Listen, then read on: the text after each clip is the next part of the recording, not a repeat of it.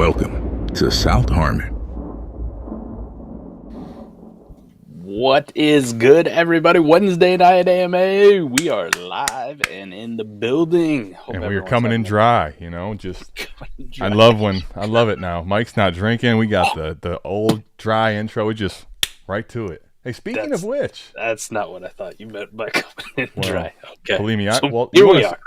Here's dry, all right? Just right off the rip. Jesus, not even ready to go. No lube, no nothing, right? Just right in. Just right in. Just going to take away all the monetization right from jump. Foreplay for what? Why? You know, what's the reason? There's no reason behind it. Oh, Stroh's not fucking around. Love this guy. That's what I'm talking about. That's how you just put your nuts on the table. You it really is. Figuratively speaking. Maybe some of our audience doesn't have nuts. Speaking of dry, the hamsters are not ready to quite oblige. We're going to get them there, but just patience. That's fine. I'll read the question for you while you work on the hamsters. Stroh's got a super chat. 12 team, start 11, super flex, PPR, 2-point tight end premium, J-Mac, Dak, Murray, Fields, CMC, Pollard, Pacheco, JSN, Flowers, DK, Pickens, Pittman, Kupp, Kirk, Ingram. This seems like a team review. This seems like a it's worthy of a super chat, right? Because you got his you got to get the whole thing in there.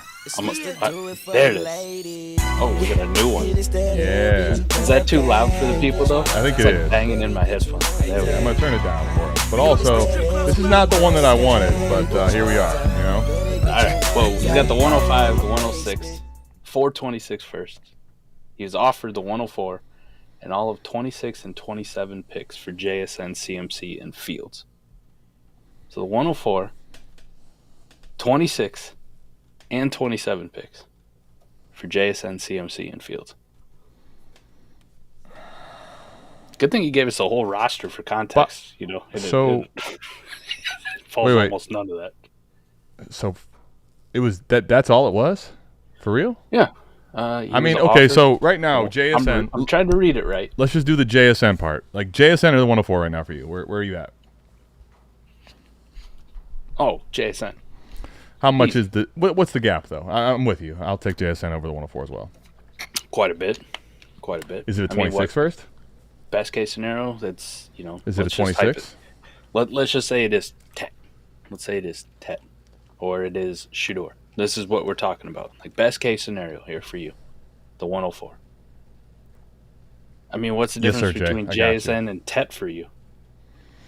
Like, let's assume it is Tet, and Tet gets top 15 NFL draft capital to a landing spot you like. I still personally don't. I'm worried about Tet a little bit. I was worried about JSN, but he's where he's at now. I mean, the value's serious.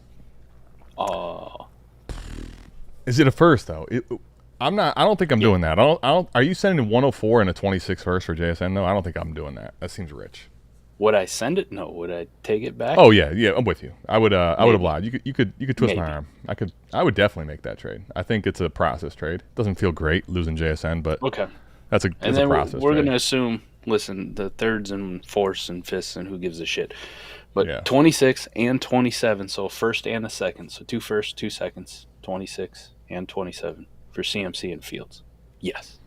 Oh, there's the seconds are involved too. Yeah, okay. I would assume that. You had me. Correct me if I'm wrong though. Correct me if I'm wrong. Stroh me one time. Okay, let me just make sure because this is. I was gonna try to convince myself of the other deal without the. I mean, come on, this is absolutely. Like, would that be enough for you? If you just put it in that context, okay, you're getting 26, 27, first and second for CMC and Fields. Dude. Are you okay accepting the 104 for JSN then and just going, yeah, we good? I will say, though, I'm ready to be hurt. You know I'm always ready to be hurt, but like the A-Rich thing, I mean, that hurts. But I'm ready to have this Justin Fields hurt because I want it. 1, 2, and 3s. And I wouldn't even include in the 3s. You know, who gives a shit? Letting go of Fields is my, the one thing I really don't want to do. But there's a price, and this is basically like you got to pay the iron price. Second? Right. Okay, fine. All right. If I'm going to get well over market, I'll just figure out. The problem is they don't grow on trees, these Konami-style quarterbacks, right? They do not, but look at what he already has. J-Mac, Dak, Murray. He's got the He's got 105 and 6. J-Mac. Explain this to me. JJ McCarthy. He didn't want to put. Yeah, I get you. We're in like peak. We haven't seen this guy play outside of an exhibition game. We got 10 nicknames for the kid. It's exciting. Don't get me started on this because this fucking T-Mac nickname for Ted McMillan is. It's over. It's his fucking initials. His mama may have called it. His auntie may have called him. I don't give a shit. Okay. Even if they did, I want to know. I want proof. I'm not sure that they ever did. By the way, okay. God damn it. Let T-Mac have his own thing. All right, it's done. The Adidas shoes are long gone. Like it's over. All right. I mean, there's literally 2 LBJs in the world. All right, literally. One of them was the fucking president, and the other one's the greatest basketball player we've ever seen. So, that's the level you got to reach, right? If you can't be the greatest basketball player we've ever seen, then you got to be the president of the United fucking States at some point. Okay. Listen, when Jay Jackson and I are on the same page early, this could be an evening of oddities. JJ McCarthy. So yeah, he's got JJ McCarthy, Dak, and Kyler. He's got Kyler as a Konami guy. I mean, Dak once was maybe for a little bit, but I mean, listen, McCarthy I think does have the tools. I don't know if I'll call him a Konami guy, but I think he could actually be a lot better. He could give you a really nice rushing floor. People are sleeping on for sure. Yeah. I think. I'm okay. He's athletic, dude. People don't think of that. I don't think. As much as I hate the whole, I'm sending JSN for essentially the 104. The rest of the shit, sending away CMC and Justin Fields for 2 firsts, 2 seconds, and 2/3. Bye. Hey, we're on the same page, right? He's receiving the picks. Listen, I actually a video guy coming out tomorrow. Done deal. Leverage more. Give me more of the picks, like. It'd be really hype up Jason. Really hype up Fields. Like, it could be his year. Everybody's excited for Jay. You need me to do that? No. But no, I mean, get more picks. What? People get afraid of the picks, Mike, when they're looking at their roster, right? Because you start top to bottom, right? You go look at your starters, and if those are gross and then your bench is gross and you have all these picks, it's like, oh, man, I don't know how I'm going to fix this. Stop worrying so much. You'll be fine. I think he was responding. He's getting the pick because Peter in the chat was confused. Peter. Maybe we didn't do a good enough job explaining. Peter, sorry. My Peter was little too when we started. It's okay. It's all right. He was just giving the whole thing for context. He's getting somebody else's picks. He's giving away his JSN Fields. And I like getting other people's picks. I really do. Did you see that Christian McCaffrey, was it like hype video? I don't know what the fuck it was. Like a day in the life of Christian McCaffrey, like that short video. Yeah. Like content following. I gotta ask. I might be out of the loop on this. What is with this ice bath like face thing? Like, Adam, do you know? Like, are you in the streets enough to know what the fuck this thing is about? Like, I like what you did there. I like what you did there. That was a really nice. See, everyone note that, right? The deferring of trying to act like you don't know to just put it on the guy you know doesn't have any idea. Boom. That's 40 chess. That is 40 chess. No, I don't even know what you're talking. I don't even know what you're speaking about, honestly. Dude, maybe it's just my fucking algorithm on X, man. But I keep seeing all these fucking videos and memes and shit of like people dunking their face in ice water, like to start their day. I mean, just take a cold shower, you fucking idiots. Is this just the ice bath, the ice bath, or just like an actual face only? No, they just face. Like they'll stand at their counter, put ice in a bowl, fill it up with water, and just bend over and dunk their face in it. It's like a lazy man's quick face version of the ice bath. Okay. I get it. There's probably a lot of benefits to it. But the ice facial. Shane Joe is the one that's always going to be in the know. Shane's in the streets, man. Listen, speaking of nicknames, he's like, nah, I want my own nickname, SJ. It's that retired life he's got, man. Dude, he got free time. Man, I really envy the setup he has right now and just the situation he lives in. God. Yeah, I want to drink in his bar. Sometimes things can be just super simple, and that's all I need, you know? Just really simple. Supposed to help mental clarity or something like that. Okay. Listen, I feel as though that's actually true. Like, I should just put my face in that fucking ice 10 times a day. Mental clarity. Get that. Mental clarity. Maybe we should try it. Draft stream, huh? Ice facials? I tell you what.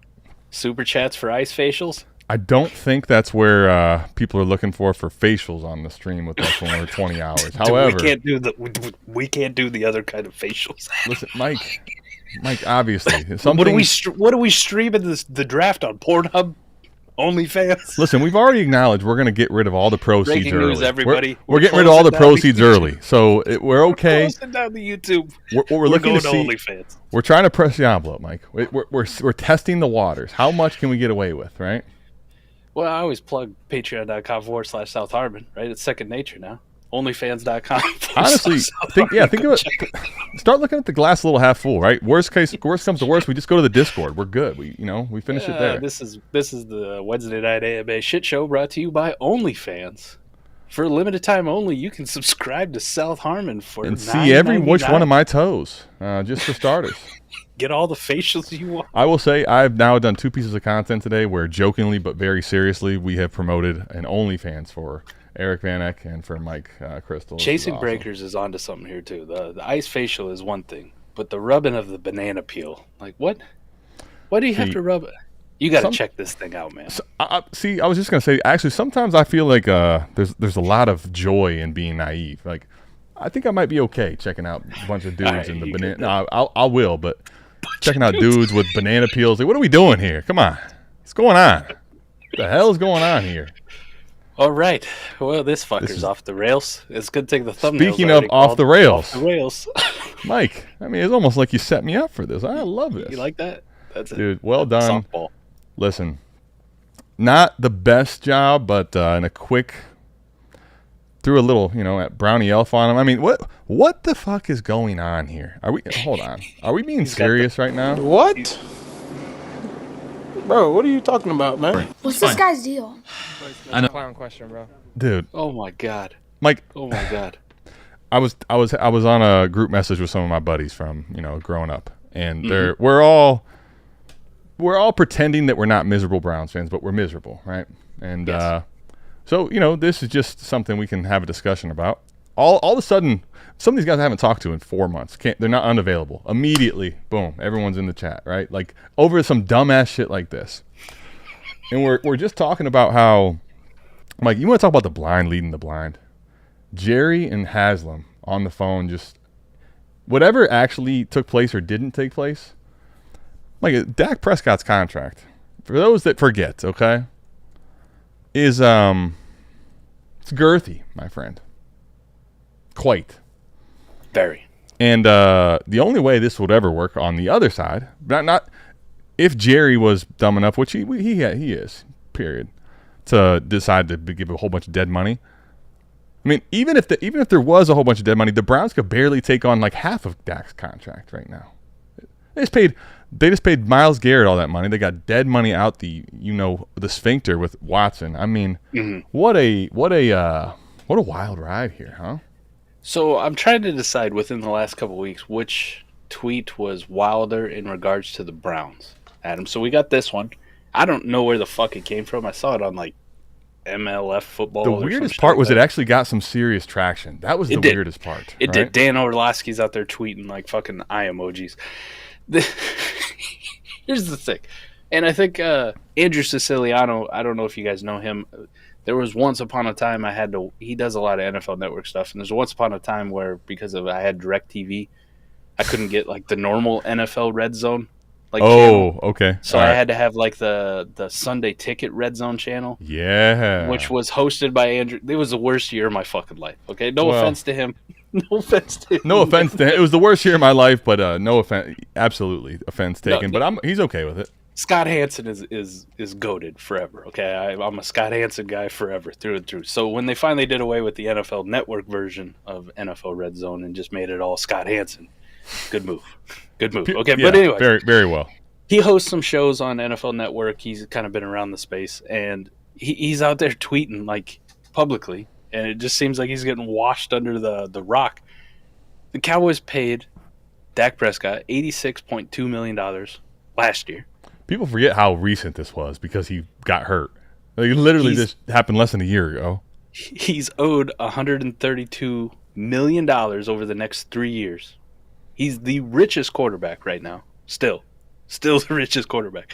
His contract, even for the Cowboys, is untradeable. Before we even get into the whole aspect of Cleveland, who just restructured Deshaun Watson's contract because it is so fucking bloated. Haslam refuses to admit it was a bad deal. And he's just like, listen, we're going to dig deeper on this, right?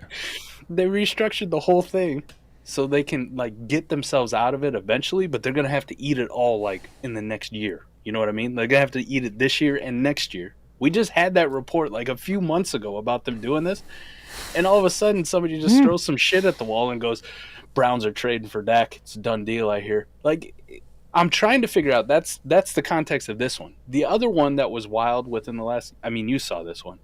Was it Mary Kay Cabot or whatever? Talking about the Cleveland Browns drafted Tyler Shuck at pick 2. Let's just listen. Mary, for those that aren't local, okay, Mary, let's call it. I honestly, Mike, I feel bad for the lady. All right, I do. She is. Oh, on top of it, let me add to it too. Not only was it talking about drafting, put the cherry in the same fucking thing. She was talking about drafting Tyler Shuck at pick 2. She was also talking about them taking like Shedeur Sanders or Cam Ward and then trading back into the first round to take Tyler Shuck and taking 2 quarterbacks in the first round. Oh my fucking God. Listen, I was like, is this...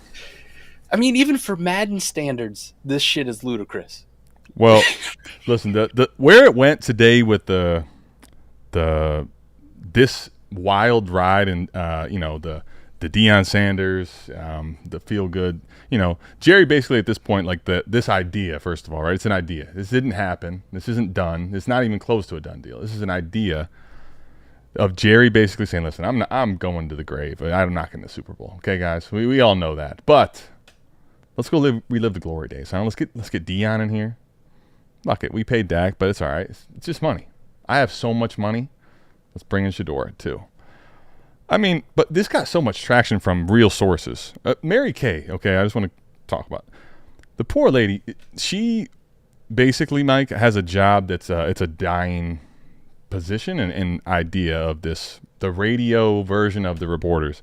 When it was at its best, she sat there next to us at training camp and had no idea what was going on. We told her things that were literally being tweeted out. She had no idea that Njoku dropped 6 passes in the last 20 minutes, right in front of her face. I mean, I love Mary Kay to death, okay? Nicest lady, okay? But she, Mike, even if she had us telling her what to tweet, she would struggle. This lady has nothing. I don't even know if she gets paid anymore. I don't know where the money comes from. But it's it might actually be better now because it's more entertaining at times. Shuck at the 2, buddy. Is this honestly, serious question here then? Okay. Is this like the equivalent, in the NFL beat writer world? Yeah. Of like coming on and finding the fantasy football counselor for the first time? Dude, it's like, okay, imagine though that nobody knows about the counselor. Imagine you're the first one to find out the secret, right? Like you discovered the crazy on your own. That's kind of what Mary Kay is. Like, wait, what is this? Okay. Like Mary Kay doesn't have this big following. It's just every now and again, because there's nothing happening in these times, she does do her job, and it's like, the fuck is this? This isn't her, was it? Actually, I hate to tell you, it probably was. But anyway. It was actually serious. The crazy part is someone one-upped her. Because here's the other thing. They did. I think they did. I think this one wins. This is awesome just because, like, I would love to know the behind the scenes on how this stuff works, right? Like how it first gets out, like who drove the source initially out there. But then what was said to some of the bigger names, the bigwigs that actually decided to put their name to this, right? Like, oh shit, this could happen. Like, think about this. You're talking about like salary cap suicide. Mm-hmm. And the only better part is that Haslam, who's refusing to admit a bad deal, he just essentially gets someone else to go to hell with him, right? Like, here, you also take some big dead money as well. We'll make this work together. What a crazy idea. But I do hope, Mike, that the Browns are just so desperate at quarterback, they just decided, you know what, fuck it, let's call Jerry. He once sold us Amari for a 5th. Let's just call the guy. He's crazy enough to let's toy with him. Let's see what we can get, So let's live in this. I gotta say this. This is because it's the Browns and the Cowboys, still run by the clowns is what this was. Yeah, Jimmy Haslam and Jerry Jones, two peas in a pod. Dude, because it's those two. If this was the fucking, pick anybody, even some terrible franchises, man. The fucking Jets and the Jaguars. You can't get lower than the Browns, but you can get close. Yeah. But you know what I mean? Like if I went Jets and Jaguars, I wouldn't believe this shit for a minute. But because is the Browns, Jerry and Haslam, though, I will say this: I don't doubt that they had a conversation today of some sort. I don't doubt that at all. And I don't doubt that it was maybe crazier than what's out in the blurbs, Yeah. Okay. But because of that, Adam, I would say I'm going to put like a 1%, 2% chance that this actually happens. So let's live in this world. What was I was actually thinking about this, just like, let's play this fantasy game, right? Let's play make-believe, all right? Let's go back in time. Let's play make-believe. The biggest dead money I can even think of recent times would be Stafford's. Yes. And I think that's like, if you look back at it, it's going to be peanuts relative to what we're dealing with here. Yeah, And you know what they got for that money? That they got an extra first because they had to take on that money, which yes, they did. Got them to where they are now, right? Helped them. His dead cap hit, Dak Prescott, if they trade him, is hundreds. 150. I was gonna say 130 $1 million. You go. We need to. You know what? We might have to get that Joker video. It's not about money. It's about sending a message. It's not about the money. It's about sending a message. Let's just do the thought experiment. What do you think with Deshaun Watson's restructure, his dead cap hit is for this year? A lot. I will say. Here's the thing. This is kind of $150 million for this current season. For this current season, mind you, like I said, a couple months ago they restructured his contract. I would say it's closer to that number than people have any idea about. The correct answer is over. I was gonna say it might be, but I didn't think it was strong, quite over. I remember it being like 140. Honestly, it was insane. $172 million. You know what the crazy part too is, Mike? They're doing the whole Saints thing here, but they restructured his deal like twice in the last year. Like they just keep saying, "No, fuck it, hold on, this is worse. The debt here is worse than we thought. We need to push it back. We need to figure this out again. We need to let's come to the table, Deshaun. We're going to give you some more money up front, but we need you to just sign this paper." Okay? People don't remember the reason they did this. Because they would be looking at multiple years of $70, $80 million, $90 million dead cap hits. Right. And I mean multiple years. We're talking the next 3-4 years of this, where they can not get out of this shit at all. Purgatory. They did it now to say, hey, 2 years, you're out the fucking door, because the third year, completely voidable. Done. Right. No dead cap. We're done. We just void your contract. It's over. They front-loaded this shit so much over the next 2 years where they made him virtually untradeable, uncuttable, because next year it gets a little bit better to the tune of $135 million. Well, and the one thing is still, I will say, you want to talk fairy tale and all this stuff? The Deshaun Watson basically, at this point, with being clearly spotted in visual picture with no boot on, I don't know this for sure. Haslam once stole rewards from his customers. All right, that's essentially why he should have went to jail. He just had a fall guy. Okay, this guy cares about money a lot. He's gonna come back for a lot of this guaranteed money. I don't know that he's gonna get it, but he's gonna fucking fight this guy on this guaranteed money as well. Maybe that's the angle. Maybe they're gonna get his whole contract voided. Dude, Haslam, I'll tell you this. He stayed out of jail completely. He's got some good lawyers, buddy. If anyone can do it, Jimmy might be able to. Let's just assume they pull this off. Yeah. Okay. Does that mean Deshaun Watson is still on the Cleveland Browns? Are they going to roster both of these fucking guys? Like, here's the thing. He's not going to play. Realistically, he's not going to be able to play all season. I think at this point, Jimmy isn't capable. It's very much Jerry Jones. He's not capable of admitting he fucked up. He just is incapable of doing that, right? Mm-hmm. But everybody else knows it. Everybody else knows, like, this is just a bad investment that's not here any longer. Every time this person that was the investment comes around, it gets worse. Like, it seemed like the locker room toxicity was at a premium, even for the Browns, which is it's a nuclear wasteland in there all the time. It's always toxic. But that was worse with Watson. So just keep the guy away. Okay, he wants to go do whatever. Listen, we don't even worry about what you're doing. Okay, you're done in this organization. All right, what are you doing off the field? It's not our business. All right. So Dak goes to Cleveland. What's your outlook for your Browns? It's Dak Prescott, your starting quarterback.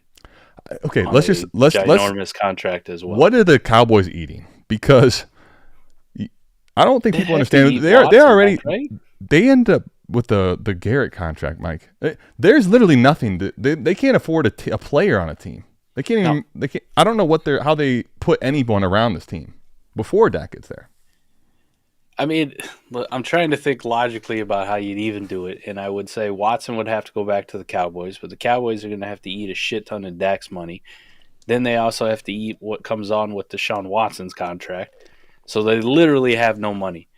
So in order for them to be compensated enough, Dallas would have to be saying that we're not trying to compete whatsoever. We're eating it for the next 2 years, which also would mean that coming back in the Dak trade is that 102 pick.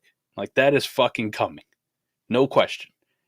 Like, it ain't like, oh, we're getting a second. It's coming. It's coming hard. It's no pause. I mean, listen, that's the idea here is, again, Mike, when I say the blind leading the blind, they're trying to quantify what is the dollar amount needed to get to this pick. Like, we're talking fairy tale land over the phone. I mean, draft day vibes times two. Like, we're talking people that don't really understand what they're doing at their job trying to get next level on this. I just love the whole concept. But yeah, I mean, they would get two. I think so. They get two. The rumors are then they draft Shador next year. They fire this coach that they hired for no apparent reason.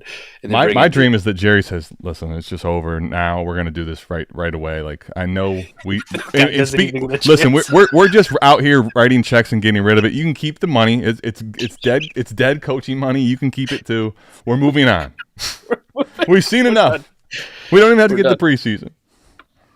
Listen, people were calling me out. Everybody knows that you weren't going to be the head coach. Okay, don't be mad at me now.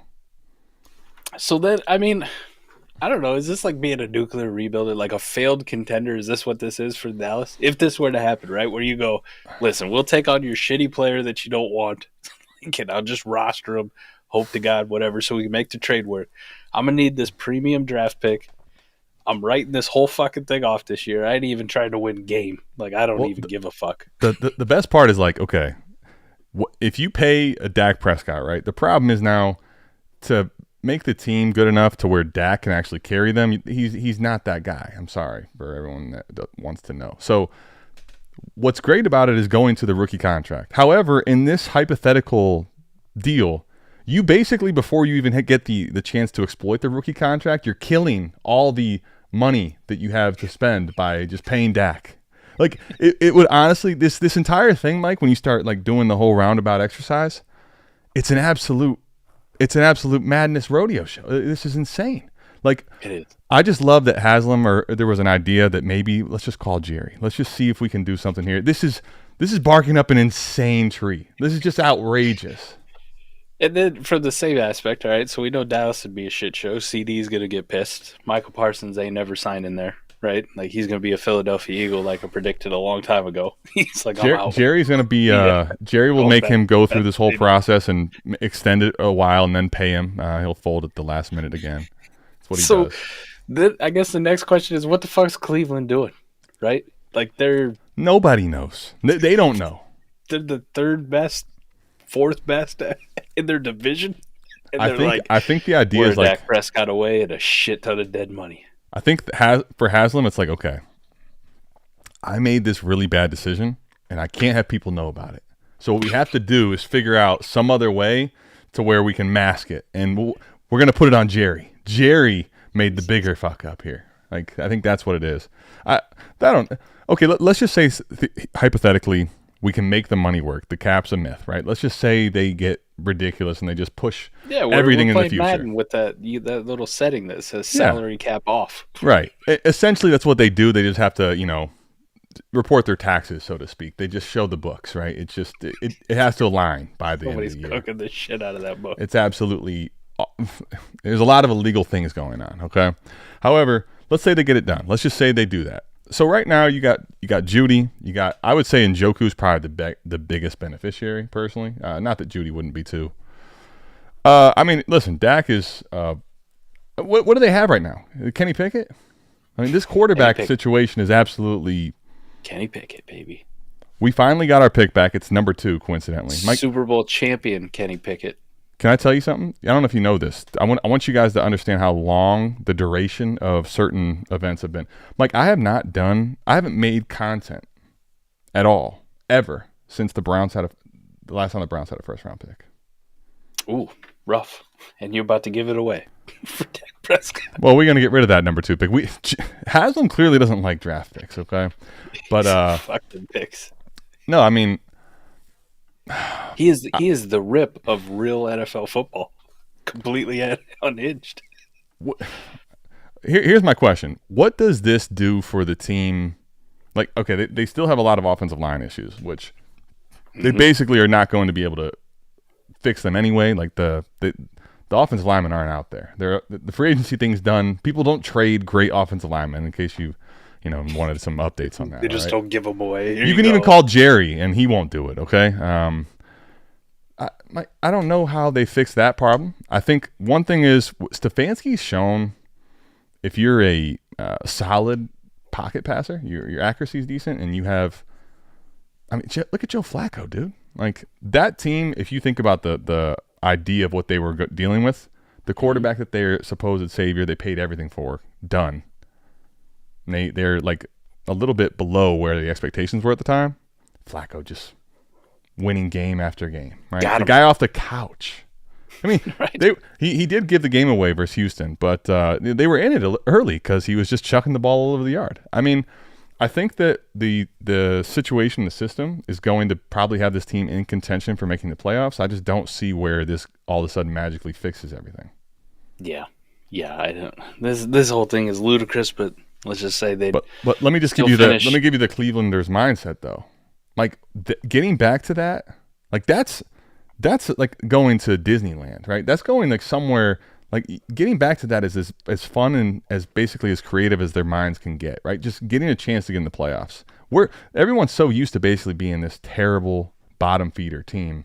They'd do anything to get out of it, even a really bad trade and all kinds of terrible things. Terrible trade, yeah. Hey, fuck it. You know, would you?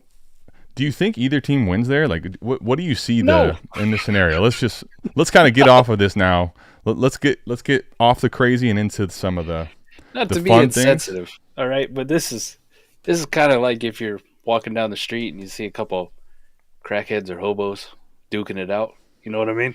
You can't just keep walking. You gotta stop and even if watch. you do, you're probably not coordinated enough to like play it off, right? Like you're gonna be. No, I can't stare and walk. Can I tell you though? When I go to New York City, that's one thing I still struggle with. I mean, I can't tell you the amount of times that like Nick will be saying, "Eyes here," like, don't look at the crazy. Just you have to. You ride the subway a lot, don't you? I mean, I do ride the subway quite a bit, but like you're just walking down the street, and I'm telling you, some of the insane things you're talking about just they're happening next to you, and the entire city just boom, and you don't pay it any attention because the last thing you want is those. You don't want to lock eyes, all right? But anyway, you lock eyes. You looking at me? Like you lock eyes. They know that you've actually heard and paid attention to them.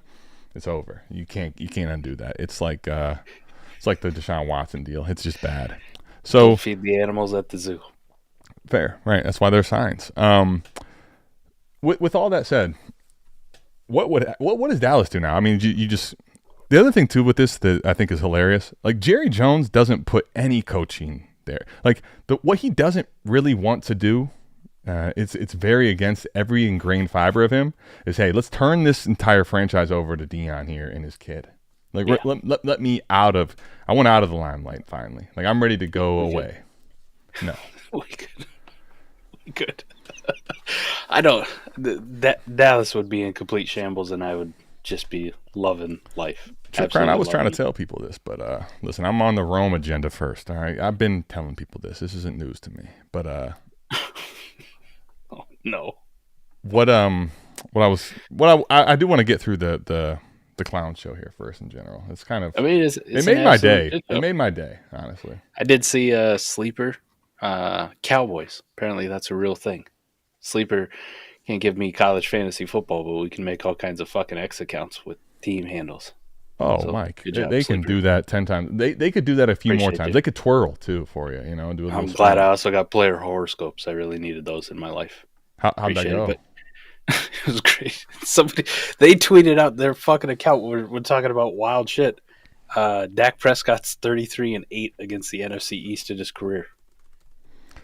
Well, I mean, I'll tell you this: that math problem is nothing compared to what was trying to be had earlier today. You know, that's like cool. Mike, I feel like I really hope there was some person with a camera somewhere if this actually took place. This one fake, like, let's just say trade that didn't happen. This could be a documentary. It could be the calls and all that. Oh my God, I'd pay. How do we not get the Cowboys on like Hard Knocks at this point, please? I feel like Jerry must be a little bit of a like turn off for the whole crew. Like they just must be. It's not. What do you think of this Russell Wilson thing?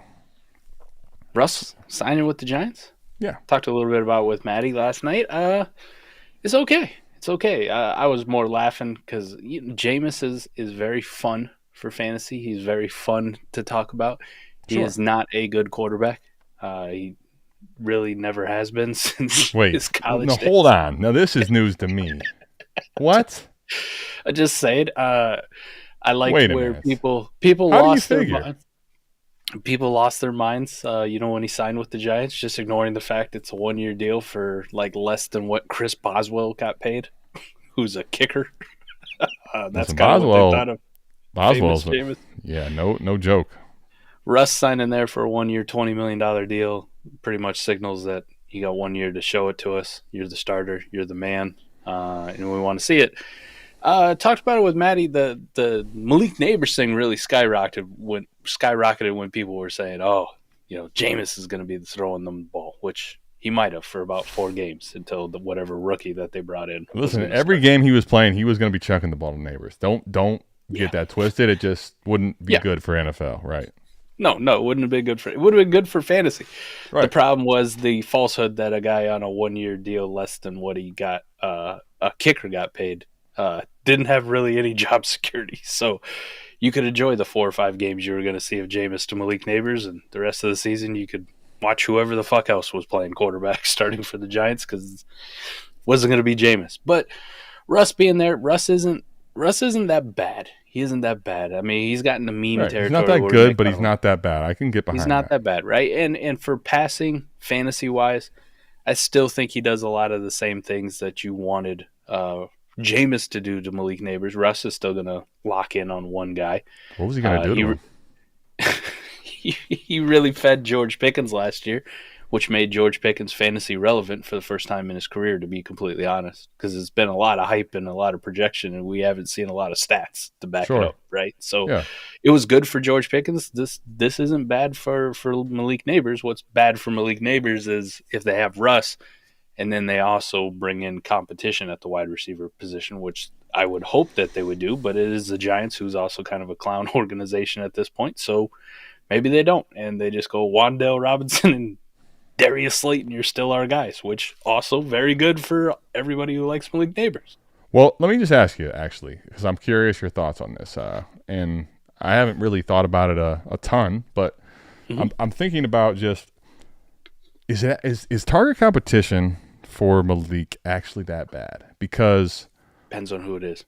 Okay, that's fair. Now, well, let me just the hypothetical a bit first, because if it's Matthew Golden, I don't give a shit, right? If it's, one of these other second-round projected wide receivers, I don't really care. I don't think Tet, and before people get mad at me, I don't think Tet's good enough to be target competition for Malik Neighbors, right? Like he's a fine number 2 type-ish wide receiver. That's really it. Eric Van Eck did a mock where they did, for the record.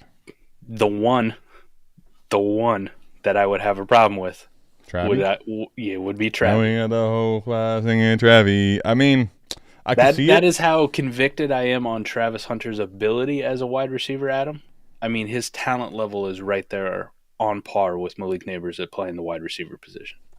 Okay, here's what I'll say. I don't think it's quite that level, and that's nothing against Travis Hunter. Okay, but I will say this: even if it's close, and let's say it's the same, I don't think people maybe realize how hyper targeted Malik was last year, to where, like, the teams literally are saying, "What do we do?" It's very easy. The guy has the lowest number on the team. It's number one. Just try to take him away, and even if he gets this little dump off shit in front of us, we don't care about that. I think it's really important, actually, that he gets better quarterback play, and probably better for his fantasy success, that he doesn't actually continue this insane target share. Because while that is good, that just means that they're not winning games, and he's probably pretty inefficient touch-wise on it. So I think it could actually be beneficial for Malik personally.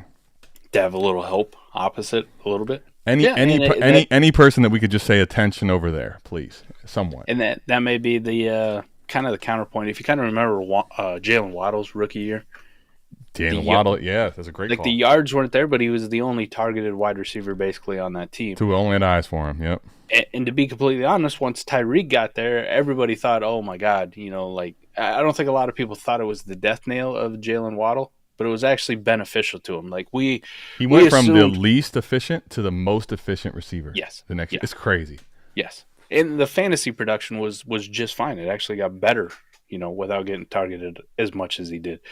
Because all those targets were kind of shitty, right? It was ones that you weren't going to convert a shit ton on, right? Like it was tougher to make those catches. It was shorter targets. Just, oh my God, let me get the ball out of my hand. So once Tyree got there, his efficiency went way up, and it offset the target decrease volume. So it's not always a bad thing.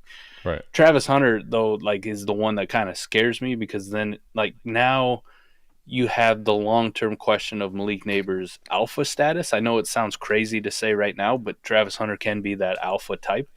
Can I give you what I liken it to? Yeah.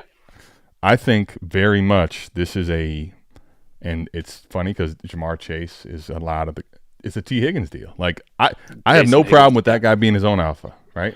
You have no problem with a 1A, 1B situation. Cool. Like you be as good as you could be. I know Malik is the guy and is not going to be backseated, period. So that I don't actually worry. Like, there's basically no receiver in the game that I worry about him coming in that, oh, man, now, shit, he's definitely not the primary, the alpha there. Like, that is not something I'm concerned with from Malik. I think what is important would be just that defenses pay attention and that he's a good enough actual NFL player to where there's legitimate attention being drawn over there.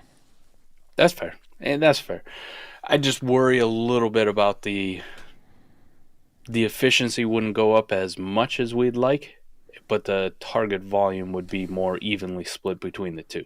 Sure, look at this guy. This guy could get back to his old ways, man, Let Russ cook. I don't think that's going to happen. But Russ does cook. It's just, we're getting kind of like microwave dishes, right? It's usually that like lean vegan cuisine. knockoff. It's a vegan knockoff food. No offense to vegans, vegan? but stop calling it like vegan chicken. That ain't chicken. It don't come from a chicken. Well, it's a vegan chicken. Nothing it's to just do not with the chicken at all. chicken. It's just we call it a chicken. It's just I don't know what to tell you. You what you want, but don't try to fucking confuse me. All right.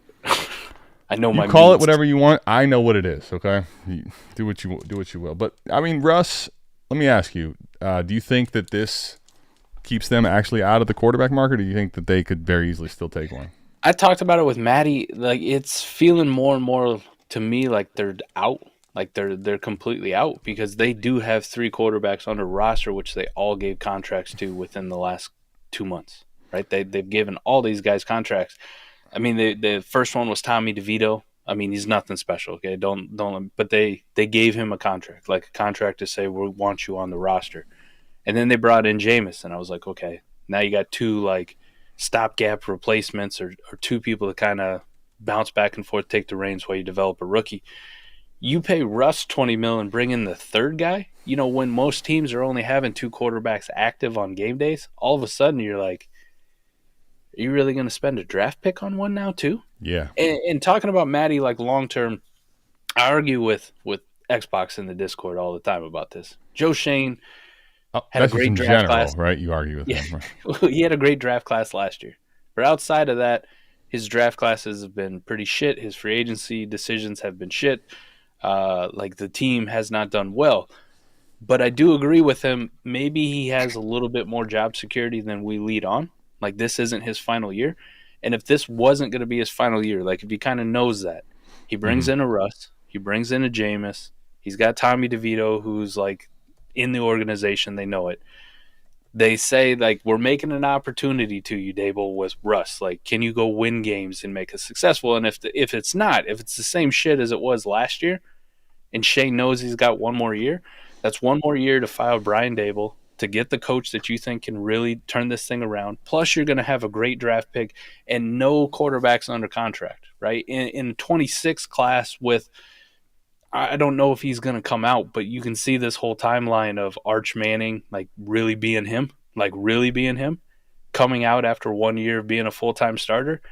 And what a better place for him to go than the team his fucking uncle played for and took him to 2 Super Bowls as underdogs, who's a fan favorite forever and even in the conversation for Hall of Fame, even though he's a 500 quarterback with a shit ton of interceptions.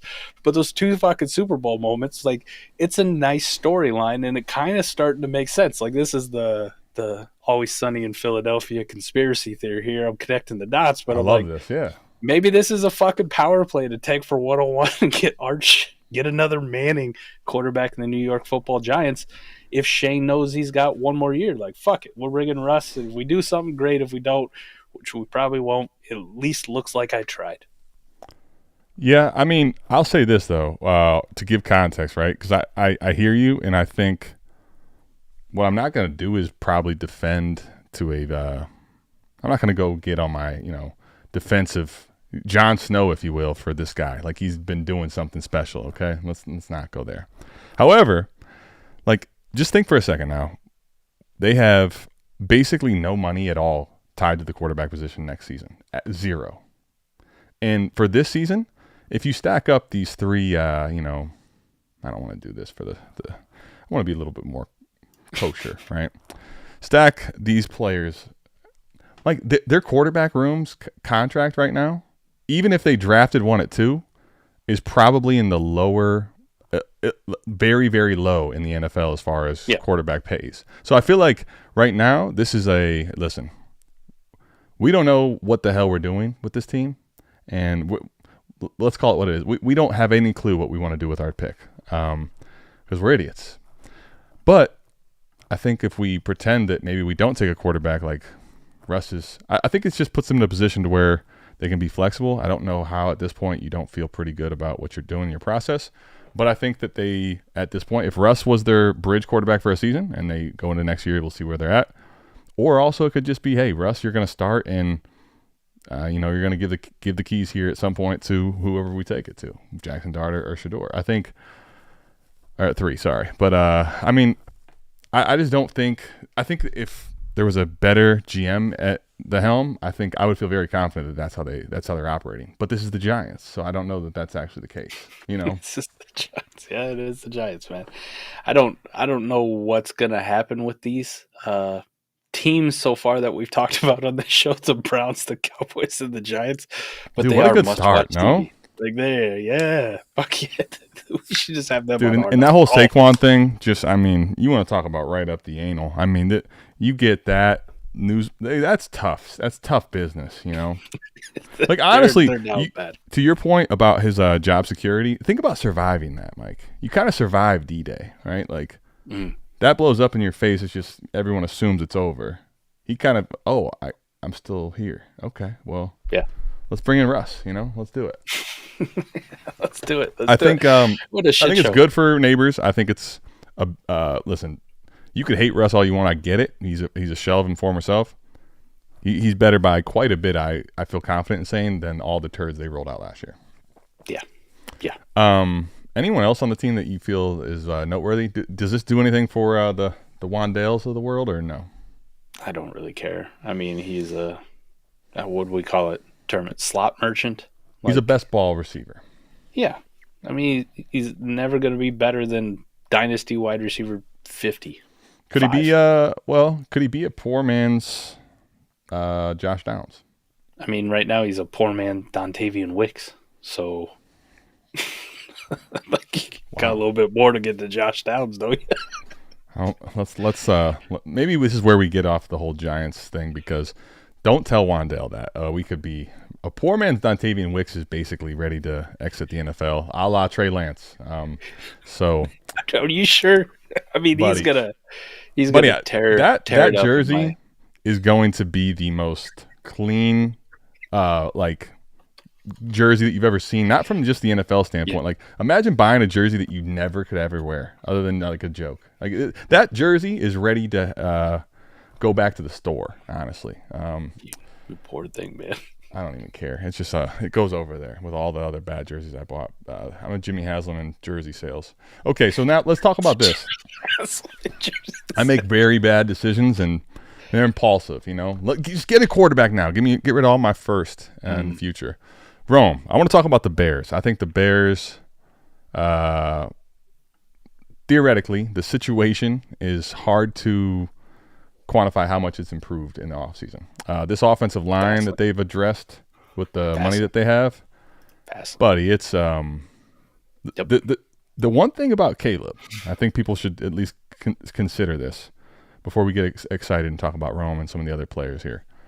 The value insulation that I think Caleb had last year, Mike, is just this. It's kind of fictitious, but it's just the way it is, right? Like, we just need to see a few glimmers, right? And he'll be fine. His value will be fine. The situation that we have now, I feel like he doesn't have this, he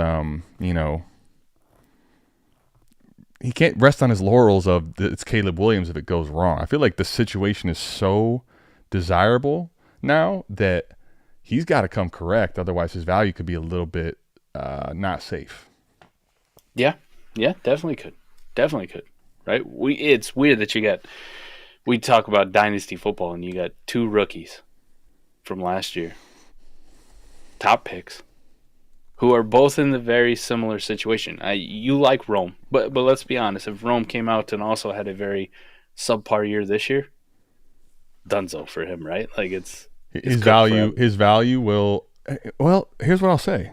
We did talk about this with. I'm curious to see what happens. He could very well be a Chris Olave, Garrett Wilson deal, Mike. Like, that was kind of the idea there. And we talked about this on our 4D. Remember when we did that 4D a while ago now, where we talked about just when you quantify the first round receivers and then you quantify the ones that had that elite draft capital. I do agree with you. I mean, his value is not going to go up. It'd be scary. But I think it also depends on the situation as far as, like, is Caleb Williams now viewed as a colossal bust? That might help his value stay a little bit higher. And does Rome have, like, this year, right? Does he take us just even a little bit of a step forward, but he just doesn't matter for production? Meaning he had some games where he showed out, but he just overall you didn't love his production at all. He was super inconsistent. I would agree to that more like the Olave or the Garrett Wilson situation if there wasn't another talented receiver there who did just fine on his own. DJ Moore, that was another thing. DJ Moore didn't do very good this year. He wasn't fantastic, but he did fine, right? Like, it wasn't like, oh my God, blow your socks off. He was okay. I feel like for the DJ Moore owners, it was, oh my God, blow your socks off. We wanted it to be, oh my God, blow your socks off. Good, coming off of the one we had the year before. Well, that's what I mean, right? The expectations got to almost the point in which all DJ Moore lovers were all aligned for a second. Right. But I mean, at least let's just because here, just from the standpoint of, I just want to say, he finishes at 16th, which isn't that bad, right? But again, he was a worse version of the same thing, which is like super boom bust, and when those booms are winning weeks. But go ahead. What were we gonna say though? But that's the thing. Like, that's how people are gonna look at it from the dynasty community, right? Like, what'd you say? More they fawn over these end of the season rankings, right? Without the context of boom bust games and that kind of thing, right? But let's say you have the similar repeat where Rome is as uninspiring as he was this year, outside of maybe one or two games. If it's like that again, and DJ Moore has another wide receiver 18 finish or 19 or 20. And even if Caleb Williams is listed as a colossal bust, you're going to go, well, why could DJ Moore succeed for fantasy purposes, but you couldn't for 2 years, Roma dudes? And that's why I say it's not like the Olave Garrett Wilson situation, because you didn't have another wide receiver wasn't there when they were doing stuff going like, oh, wow, like, why aren't you doing it? They were the only ones there. They were the alphas. They were the ones who, like, let me give you quarterback play. Nobody else thrived either. Let me give you the hybrid here, where the two meet here, where JSN actually didn't check the draft capital box quite as high, but it's the JSN thing. Like, remember when JSN at the start of the year was actually, people kind of forget this, he started incredibly slow, and people had already in the community soured his name quite a bit in the offseason. It was like, nah, we're not leaving. And then DJ Moore very easily could become the DK in this situation where, like, okay, we're ready to pass him over now. Like, there was some lovers of DJ Moore that you and I, right? I'm big on DJ Moore as a player and a fantasy asset. Mm-hmm. But there's a lot of people that have been kind of not believers that are ready to see him get passed over. Keenan Allen, I think I'm curious to see what the volume looks like, and I think just the way the utilization of Rome was nauseating, and I think that at least will be gone. So I think his production will be met enough to where, like, it is not great if it doesn't go well, but it's not as like the games where he was uninvolved, Mike, he was just out there doing nothing. It just was insane, some of these games. I feel like that low floor targets probably isn't quite the same this year. But I get your point. It's going to go. It has to go up, right? Like there's no Keenan Allen. Ben Johnson also, I think, will be hell bent on making sure it happens. Plus, mind you, the offensive line improvement. Like, maybe we can actually get 15 the ball where we want to, right? Good. I mean, but he goes from being the third option at best now to the number 2 option. Unless they bring somebody else in. But Keenan Allen's out the door, so, like, okay, we don't have that hanging over our heads anymore. Like the JSN one, it's not where I thought you were going to go with it either. I was like, I thought you were going to make the JSN comparison to Dynasty, but it was like in the second year he did stuff. Like, he did lots of stuff, which brought him back. But no, right, of course. But the point is his value went to elite, and people didn't think that was going to happen. My point was that his value wasn't really cratering or dropping significantly early. It wasn't bleeding. Now, we didn't get to see a whole season of garbage from him, and I think, again, another really little thing here, the Tyler Lockett moving out of the way and Keenan Allen moving out of the way, I think could be kind of the same idea where the volume just wasn't going to be there if Tyler Lockett was still playing. And that's not there. I get what you were trying to say. I just don't want people to compare it, like, when I'm talking about Odunze going into the shitter, that's hypothetically 2 years, the first 2 years of your career doing nothing. I mean, that's Devontae Parker shit. You know what I mean? Like, well, I mean, it's Devontae Parker shit. I mean, I hear what you're saying. Let's leave dead Devontae alone for right now. Okay, he had 1 year, man. 5th year breakout, baby. I love that 5th year breakout because it makes people still want to chase that. He's not dead yet. He's not dead. His body's still a little warm. But so no, I think people still holding on for N'Keal Harry then. just give him the right opportunity. That's all you got to do. I wasn't going to go there, but Mike, I'll tell you what, you went there, and yeah, absolutely. They've been kind of holding those shares. They can't be in the taxi anymore, but they're basically down there, close to it. That's good. I will say, though, Rome, Mike, has, to me right now, I'm kind of curious what Keep Trade Cut has to say, because I kind of feel like it's a fun game. It's kind of a little bit of a running. It's a much smaller version of that Jerry and Haslam thing, where, like, I kind of like to keep Paulson I like to look at it from time to time, knowing there's flaws. Where is Rome right now? Because I think, to me, while I acknowledge and I think you have points, well noted ones, I think the rise in which he has, though, to gain if things go well is a lot better. I mean, I think he's the player that's primed in the position. He still is in the same range, right? He's wide receiver 16 at the moment. Basically, his value is unmoving at this point, which is really, that's why I wanted to talk about it. It's odd to me. I think sharps probably are more aware, but I think if he has a improvement, which isn't going to be hard to do, his value will go up. And if he has a very good season, Mike, he gets into the back end wide receiver one easy and towards the you ain't moving these type of receivers. That's where his value goes. Yeah, he gets 1,100 yards, 1,200 yards, something like that. Dude, he goes 1,200 yards, and he kind of really gives us the full Rome experience. Remember, Rome wasn't built in a day. All right, just remember that, guys. And also, I mean, if he goes, let's just call it, like 15, 16 fantasy points this year. Ooh, yeah. If he's in that range, especially because if he does that, inherently there will be some of those. Inherently, if he does that, he will have a few of those weeks where it's like Rome took over.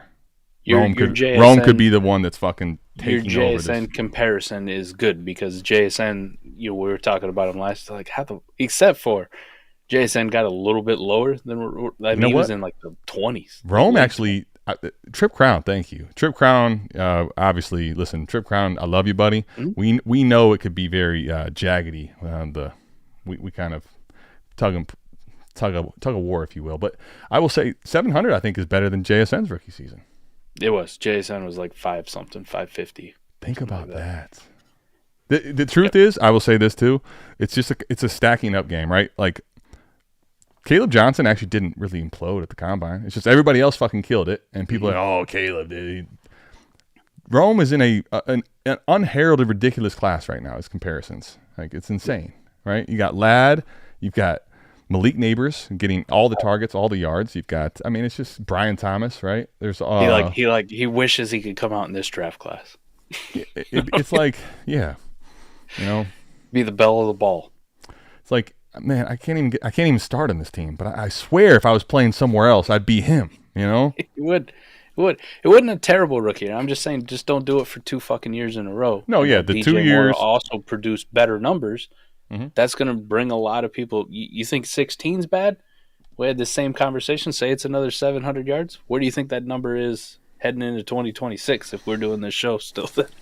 700, not good. I will say, though, like, what was Olave in his year, too? Was it like, and Wilson? I think it was like right around 1,000, maybe? 1,000? Yeah. Both those guys were around 900-ish, right? Chris Olave. Give me the hard, raw stats, buddy. Come on, talk to me. Chris Olave's second year was 87 for 1,100 yards, so pretty good. Not bad guess there, buddy. And Garrett Wilson, I imagine we're pretty close. 95 for 1,000. Do you think 95 for 1,000? You talking about inefficient? Oh my god, that's crazy.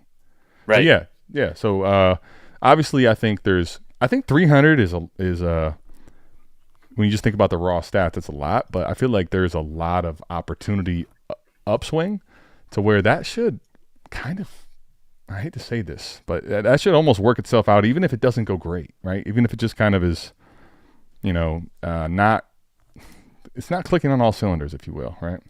I mean, you're also talking about 2 guys for fantasy points wise clearing double digits. So when we talk about Odunze at 5 points, I mean, of course. That's all I'm saying, though. Like, I get it. 700 yards seems nice or whatever, but the fantasy production at the end of the day is wide receiver 56 or 60-something territory, which nobody really gives a shit. Do that 2 years in a row and have a teammate who produces in the teens. Give me what Garrett Wilson's finish was. You're fucking cooked, man. Give me Garrett Wilson's fantasy finishes in year 2 and year 3 because they're better than that 50-60 point, but I'm going to tell you guys, Warped Out Life will change your life. Same fucking picture. Yeah. Same fucking picture. Like it was in the 30s, I think. It was. Rookie year 30, second year 32nd. This last year 18. Imagine getting 95 catches and still being fucking irrelevant in fantasy. That's insane. And Olave actually had the better resume if you want to talk about just fantasy finishes. 25, 19, and then obviously hurt last year, so nothing of record. But it's a big difference, though, when we're talking about wide receiver 56. Sorry, I shortchanged him some fantasy points per game. It's 8.5. No, I mean, listen, that's fine. I don't have any problem telling you Rome was not good last year for fantasy purposes. My only point is that the beauty's in the eye of the beholder, Mike, because 32 is just fine. So he doesn't actually have to smash to hold value. What he does have to do, though, to your point, is give he has to give the believers A little bit of a nibble here and there, right? You got to keep them believing. Yep. Mm-hmm. If you come out though, if he's a clunker, like if he has the same production, that would be interesting. I do think what I'm very curious to see. There's a lot of buzz. Do you think they're taking a running back here super early? I don't know if it'll be super early. Everybody wants to say like the Gene T thing or Hampton. We did America's Game. We looked at 4 mock drafts. Eric Van Eck from South Harmon did one for the record. Okay, shout out E. All of them had Chicago taking a fucking running back in the first round.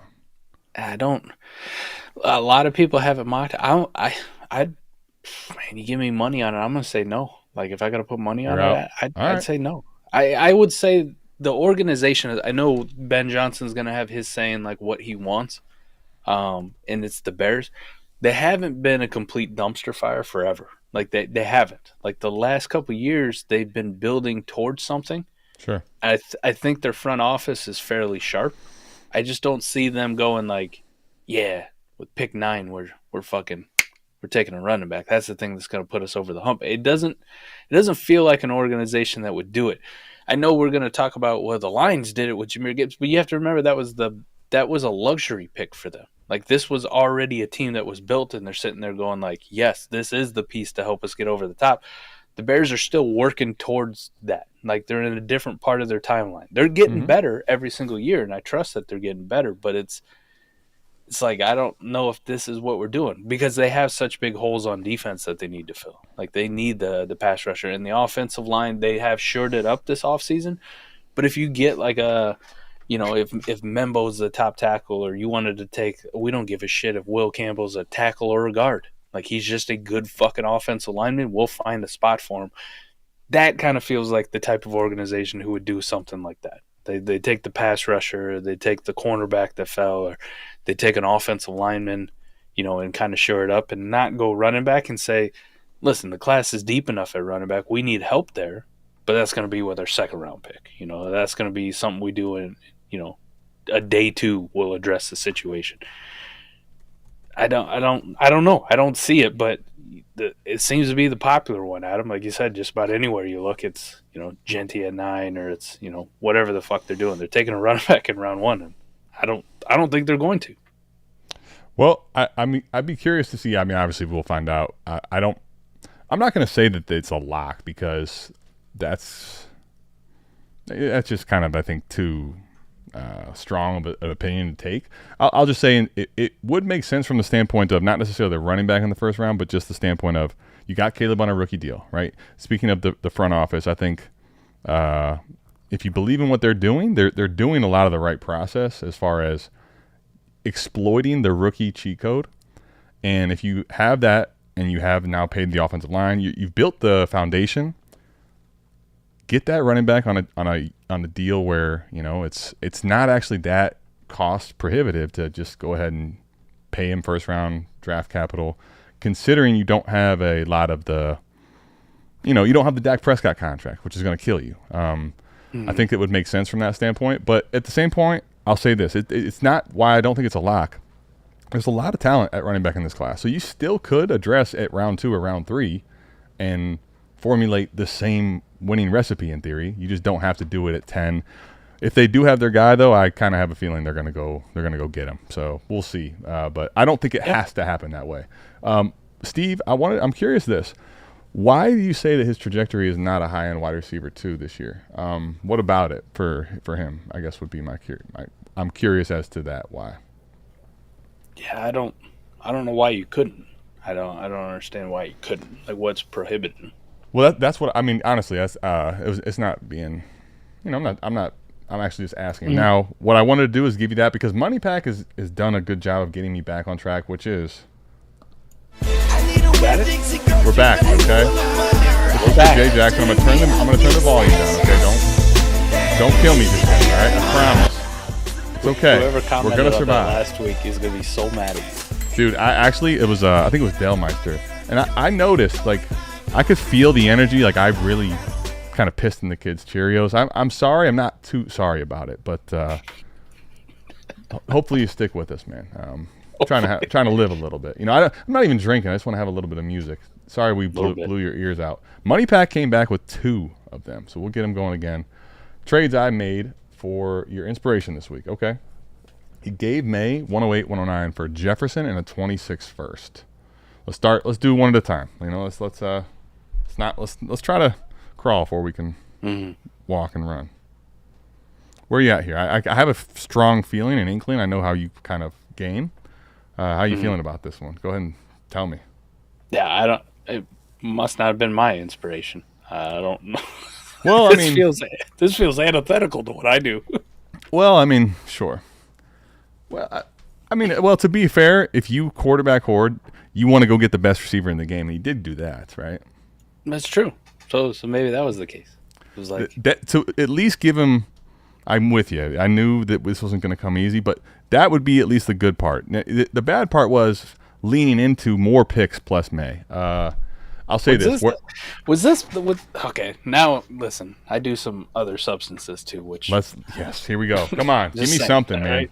Dry Mike, I'm trying to get the kid going. I need him wet again. Mike may not have a vodka in his hand, but he ain't sober. You know what I'm saying? I do. I actually really do. And I will say okay. One thing this shit's kicking in. And now my brain's starting to remember. The creative side. We talked about this. This was a quarterback horde last week, wasn't it? I believe the same guy. Right. The same guy. Okay. Now Monkey Pack's making the money run. Now it makes sense to me. Okay. Now with knowing that context that this was a quarterback horde, you got the best receiver in the game in the 21st. Well, I think I was going to say the 26 first. 26 first is where this is 4D chess in my opinion, right? 108, 109 are locked in as they're solid, right? But there's the value the value bump is going to have to come from those players doing well. The 26 first, you could be betting against a shitty manager. I like it from the context now that he had a deep quarterback room. He was trying to figure out which one to trade away and what to target, that kind of thing. This is a good move. If you were to tell me no context though, and we're sitting here and I'm like, agreed. I don't know what your fucking quarterback room is. Like you could have fucking turd burgers. Yep. I wouldn't be giving away Drake May, the 108 and the 109 to go get a wide receiver. You know what, Mike? Boom. I'm just gonna give you a little of the old school. Okay. That's found money, and that is acknowledging context is everything with fucking trades. So then he gave away the 101, the 303. Gave away the 101? I'm just kidding. Mike's Ashton Genty. He traded Ashton Genty. Oh my gosh. For Breece Hall and a 27 first. Hello, my process. You look quite That's good. Lovely. That's good. I'm glad he super chatted. I will say because it fucking took me a minute. I am too. And I will say Monkey Pack, I think I like what you're doing here. You're moving with volume, and I think for a lot of people, they might feel like that's light because Breece right now, the situation is not the greatest, right, with what they have going in there. People are just down on that player. And the 27 first, even if you think it's going to have a chance of upside, that is so long. We haven't even drafted 25. That's how people think, right? And I like going – I don't like to be contrarian, but I kind of do. Sorry. Yeah. Well. Oh, we got another one? Jesus Christ. Well, he made me get back on track. Steve, I promise I'll get back to you. It's just you got to wait your turn, okay? Because this is pressing. All right, don't get crazy. Is it too loud? I'm turning this one down a little bit ahead of time because I feel like he deserves a second one. But he does. Yeah, a different sounder. Give the kid a little bit of a. I personally think he deserves the mixed bag, so to speak. If I can figure that out, I may not be able to. Mike, why don't you go ahead and start reading while I work on the audio thing. Delmeister's in my head right now. Okay, I think was not a good teammate on that one. I left you hanging for far too long. Mike, I just can fumble over my words a little longer here, and then we'll see where you're at. Okay. You're standing in the corner wide open for a 3, and I had like. I'm looking at shoot. Hold the ball. The buzzer runs out. It just. I don't know. I was who was that?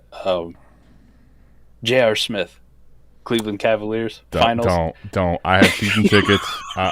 Mike, I can't. That is one of the more horrific, memories. Mike, LeBron. A lot of my guys I played with, good players. Surprisingly, in high school, some point in their career, junior high, they had those faux pas, they didn't realize with a hoop, all this stuff, this situation in the game. Amazing to me still, but come on, the biggest moment in fucking your career. Yeah. You genuinely don't know what the situation is. I got you. So he gave the 104, the 110, the 209 for Ladd and Young. Some Bryce Young? God damn. All right. So just this part, I'll break down the trade and then I'll read the rest of it and we'll see the whole final. But, okay. Dude, Ladd for the 104, done deal. I mean, dude, I Ladd all day. Yeah, I mean, I like the 104 from the quarterback standpoint. I know you do too. So I don't want to like go crazy on that, but I do think it's the Ladd for sure. I'm with you. And then Bryce Young for the 110 in this class and a 209. One thing about the 110 is there's not a Bryce There's Young your quarterback. Yeah, there's not a Bryce Young out there. Yeah. Okay, so now his team is Jaden Daniels, J.J. McCarthy, Geno Smith, and Bryce Young. So the motherfucker's still got a little bit of a quarterback horde going on. I love it. Well, listen, you know, if you're a true hoarder, okay, if you actually do that, it's kind of like the whole hoarding. Your house doesn't just get cleanly one day. Like it's a lifestyle choice. You will get back to the hoard, right? It will come. So he's got Breece Hall and Kenneth Walker at running back, CeeDee Lamb, JJ, Ladd, Rashee Rice, Brandon Ayuk at wide receiver, the 105, the 201, 204, 326 first, and a 27 first. This is nice. This was definitely the team we were talking about last week, and I still say very nice.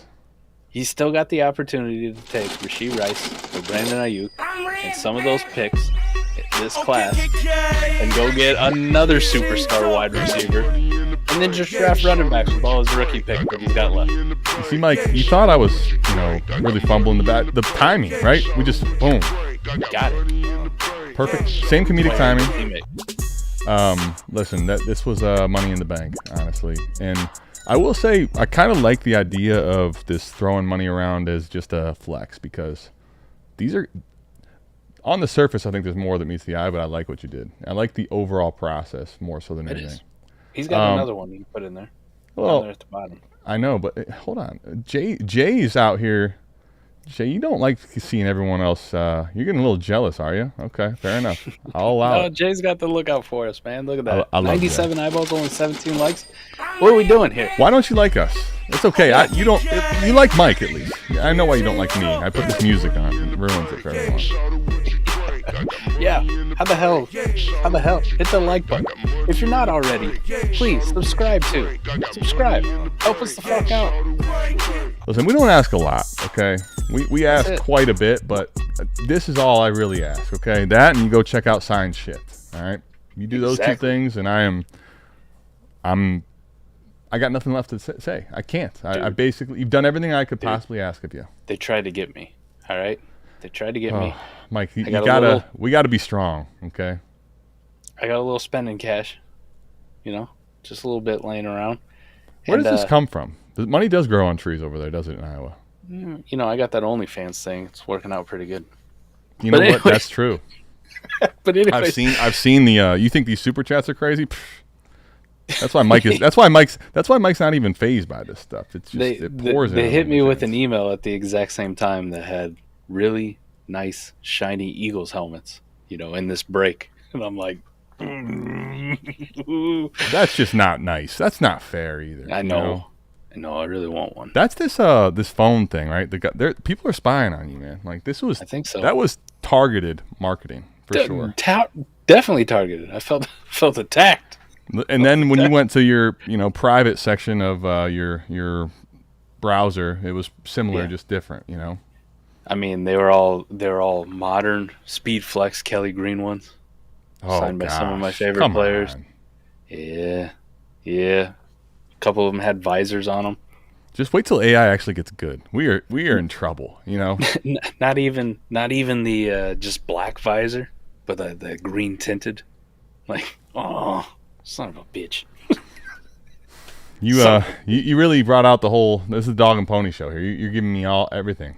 He scored under 9 fantasy points per game this year. Historically, that doesn't project to a wide receiver 2. Oh, I mean, okay. I guess what I was going to say though is like most rookie receivers don't actually smash per se, right? This class I think is giving us a little more unfair reasoning for looking at it. And Mike, I was just going to pull this up actually before the whole. I can't find where music is, and I just at that point I was kind of committed to seeing Delmeister squirm. Rookies that have had 100 targets in a season, in their rookie season. I mean, I know at this point, like, we got fucking Malik's trying to double that, okay? If he would have played the whole season, he doubles that. I'm sorry for those that don't know, but Puka 160, right? But a lot of the really good receiving targets, like Brian Thomas, who got peppered down the stretch with a bunch, 133. Rome, for all intents and purposes, with Keenan Allen out, 101 targets, I think is extremely quiet. And for me, why with this whole change of the situation being improving and Keenan Allen early in the career of Caleb Williams being gone, I think the wheels are ready for takeoff, and I think people are, it's easy to paint the other side, I think, somehow. But I'm ready for the Rome Odunze rise, Hey, I would be too. I think he's still sitting at a nice obtainable price too. It's not, that's crazy. There you go. It's Mike. What'd you talk about? By the way, shout out to we got a new chopper, if you will. We got a new guy in the kitchen chopping up some shorts. That short he put out, he was awesome. Where one of the biggest mistakes is that you get this euphoria for this player's surge in value. All right, well, what do I pay for him? You don't. Mm-hmm. It's like that's like going to that's like a credit card. You don't do that, okay? No. Rome Odunze, that's what I'm kind of curious about is, will there be a reflection in his price increasing? Because the situation for the entire team did. I don't get why it's not. It's flat. It's flat. $2,000 a week for voice lessons. You give me this. It's completely flat. I'm not too worried about him. I did want to play the devil's advocate and point out, please, if it's the same shit this year. If you don't play devil's advocate, don't you? No, you never come in here and you half-ass. But hey, back to like the roots of like how we started with talking about value and stuff, like way back in the day, you and me. If I'm sitting there and looking at it, you just want to do 1-for-1 comparisons. Damn it, Corey, I love it. With who's listed as wide receiver right now in this NFL rookie class coming up, would you rather have them or Rome Odunze? Straight up. Rome versus who? Just any of them? Any of them. I think right now the only one I would even consider, honestly, it's Rome easy. Unless you told me right now that Travis Hunter is going to get the very early draft capital and they're going to come out and say he's damn near a full-time receiver. Mm-hmm. If they did that, I think there's a conversation for sure with Travis Hunter. Aside from that, and I feel like even if that ends up being the case, Mike, I don't think the team's going to come out and say that. So I'll take Rome right now. Mm-hmm. Easy enough. Rome Odunze. Right. And I'm ready to fight. I'm ready. We're looking at a dynasty landscape where the difference between Rome and Tet is very, very similar. And this is before Tet gets drafted. So back to the old school teardown principles, right? If Rome Odunze is the people that, like Steve's pointing out, under 9 and they don't historically do it and I don't see it or whatever. If they're the ones that got the doubt and don't have the hype and aren't in the news cycle, like Tet's about to be in a month, that's the dude that fucking cool. What else on top of Rome Odunze are you giving me for my Tet? And I'll tell you what, because Rome, I don't know. You saw what it was last year. I could probably make it work for you, but that's what I like to do. I guess that's part of it. I like to buy a player that people still have their doubts about.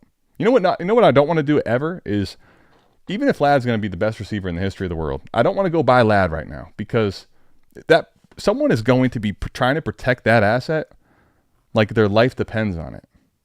That's not, at least for me, that's not a very fun way in making trades. I'm either going to overpay out my ass, or this is going to be a very not fun back and forth counter discussion, whatever. It's not going to be a fun experience.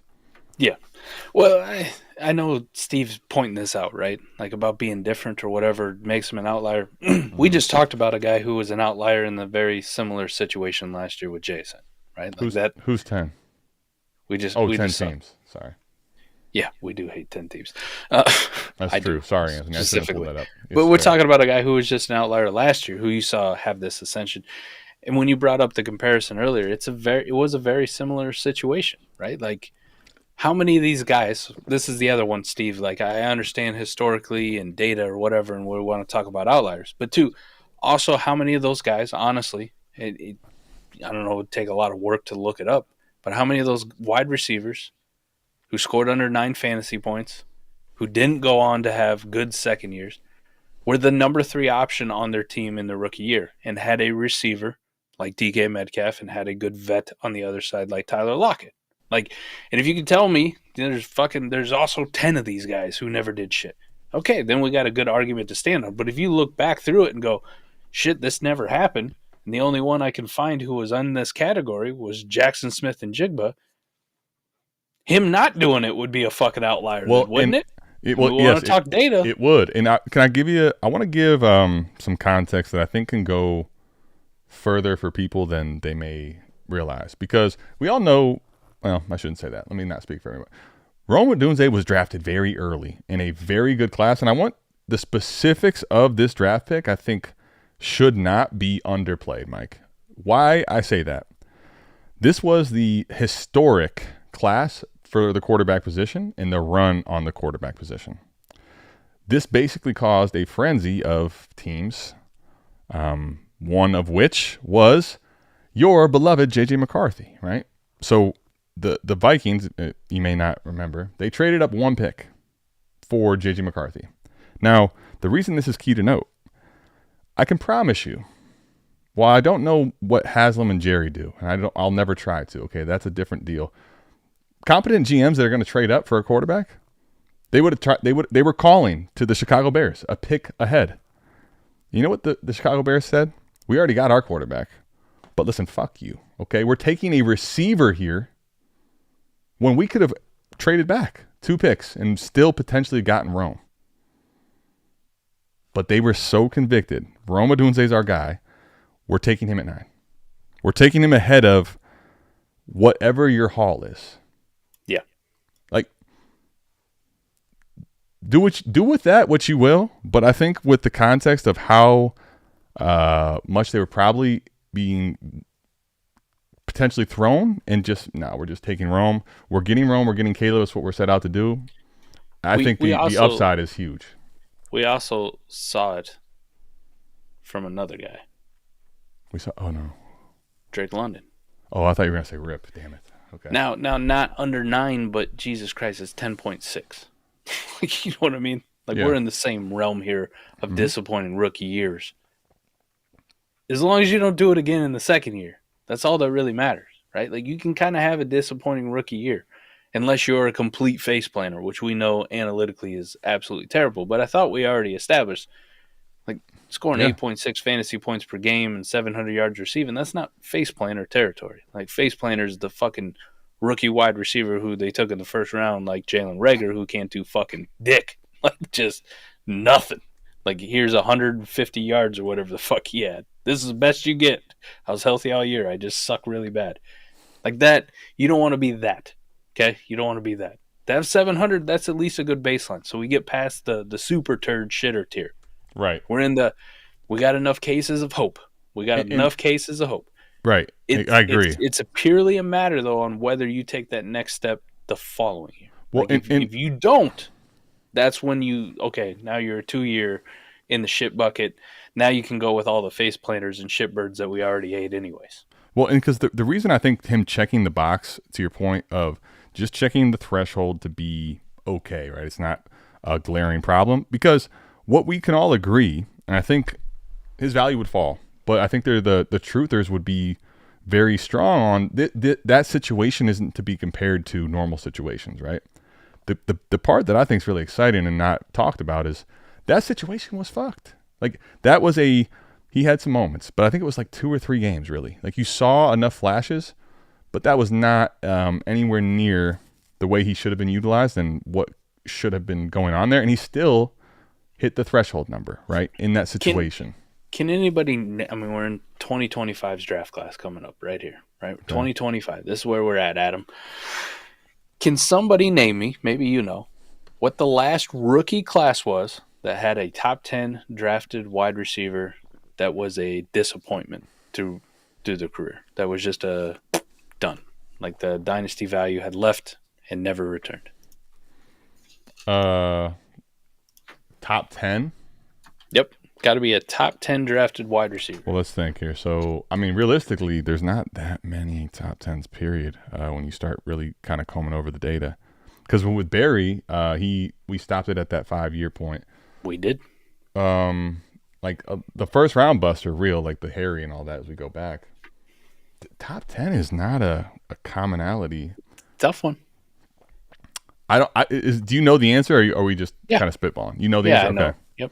How far are we talking? Give me a range. Are we talking eons? Or are we talking? I'll accept 2 answers because one of them's in a vague territory, but I would make the argument that he wasn't a complete just fucking write-off. You know what? Actually, could never be a wide receiver. I know who it is, but go ahead. As a Browns fan, I can tell you he wasn't top 10, so you'd be fine. Well, we didn't take him, but we were in the potential of taking him. The last year this happened, 2014? Truly. 2015, Kevin White. Okay, it was right out. I was thinking Watkins. Kevin White. So we're talking the last 10 years. And he got hurt, right? The injuries killed him. Yep. The other answer I would have accepted was 2017 with Mike Williams because he had such a bad rookie year. But he scored double-digit fantasy points his second year. And always he revived some value. Right. And he revived some value. But Kevin White's the last one that just... not a lot of people are playing Dynasty in 2015. I don't fucking blame you. But you want to talk about the community. Twitter was still around. People were writing that motherfucker off. I'll tell you this. Done. In the early keeper days, Kevin White. Listen, I had my. You can tell me I have the same problem with Rome. I had my heart on. My eggplant was strong for Kevin White. So I do love this analytical process play that kind of got us on this with what Steve Gambino was talking about. Yeah. But I'm also giving you 10 years of fucking data if we want to talk about what Adam was talking about. If he were to bust and not be a wide receiver 2 type in his second year and have that ascension, he would be an outlier. He would actually be the other. He would be the outlier. He would be the outlier, right? Because right now, that's the thing. Right now, the trajectory actually, that's kind of why I said that. Right now, the trajectory is on par. The problem is we have expectations nearby and surrounding that are... This guy's fucking got an eagle on this hole, right? That's the truth of the matter. Damn it! I'm fired up. I didn't even think I could get more fired up for Rome. Mike, I'm gonna start just shooting out offers. I have Rome in 8 leagues. I want 100% exposure. Except I know T-Rock has him in 1 league and he won't give him the rat bastard. Threw me in this fucking bag of now I'm down memory lane of all these wide receivers way back in the day. I'm sorry. I have been doing a total disservice to everyone here. How do I not have Rome on the screen? I'm so excited. I'm just talking. What is happening? You put Dak in that terrible. It's like deja vu with you and Debro. Like just telling people that there's players on the screen that aren't there. You know, how awesome was that? By the way, I was going to touch. I told you before the show. I'd tell you this. Okay. All right, my story. For those of you know. Oh yes, I was been waiting for this. Yeah, I'm on a weight loss journey down to 292 as of last Sunday. I like to just weigh myself once a week. Holy Sunday, shit. Same time when I wake up. Yeah, 292. So since the expo in August, which I started doing a little bit of stuff and changed some of my life choices right after the expo. So that's kind of my start date. I was 238 pounds at the expo. That's what I weighed in. Wait, 338. 338. Sorry, Jesus Christ. I'm okay. Mike, I was really bloated at it. I wasn't going to call you a liar on here, but I was just when you said it again, I'm like, wait. Yeah, 338. That's okay, got it. 338. Now we're at 292, so you can do the math on that one. But also in the last month has been 20, 25, 26 pounds now. Just in the last gearing month. up for draft season. He's got rookie. Anyways, Adam, I tell you all that to say, it's going well. My pants, my work jeans don't fit no more. My belt is awfully tight. I'm glad I got one of those cinch belts. I don't know if you see them, like the military style. Just no. Instead Tell me of about the it. loops, I don't know this game. Tell me instead about of the little holes, and you got to stick the little fucking metal penis through, right, to like a normal belt. It's all it is it goes through this little latch, and you just pull it tight, and then just press down on the latch, and it's locked in place. Really? Yeah. It's like, holy crap. So I'm glad awesome. I got one of those, so I don't have to, go buy a new belt or start fucking cutting holes in it to, craft my own. This one I can just keep pulling tighter, it's going to keep going forever. So anyways. How about a big roam? All right. Pants loose as shit. Belt's the only thing keeping them up when I come home in the evenings after work. As soon as you undo the belt, the pants just fall down. I can take my pants off and put them on. Jeans without having to unbutton them. Man. Just slide up and down. But anyways. Belts are going out of style. So we're on this, but I hadn't really thought about it. Like it doesn't seem to me, other than what the scale says and my pants, that like I'm losing weight. I still got the same mental image of like me being fat. So my dress code is still the same as being a super, super fat guy. I'm still fat, but just not super, super fat. Nah, it's going to start looking that way too. I came home Friday, right? Got rid of the work clothes. It's the weekend. Sitting there like, all right, going through my closet. I open my closet. My wife's got all my fucking T-shirts organized by like color or whatever. Right? So usually I'm like, Fridays. You're like a high school girl right now. Like, I don't have anything in this closet. There's a ton. Anyways, but I open it up. I see this light blue shirt that's like catches my eye for some reason. And I've probably looked at it 1,000 times. Now, the story behind this shirt is 7 years ago, I was traveling somewhere, I think for work at the time. I stopped at like Kohl's to like pick some other piece of like gym shorts or something I was picking up while I was there. I don't know if I was going to go run ball at the rec or whatever, probably not. But I bought this shirt that caught my eye there, right? And I was like, oh, this is a fire ass shirt. I bought it while I was there. Except when I got back to the hotel room and I was going to put it on to go do whatever I was going to do. It was a little snuggy, huh? It was a 2X. And I went, fuck.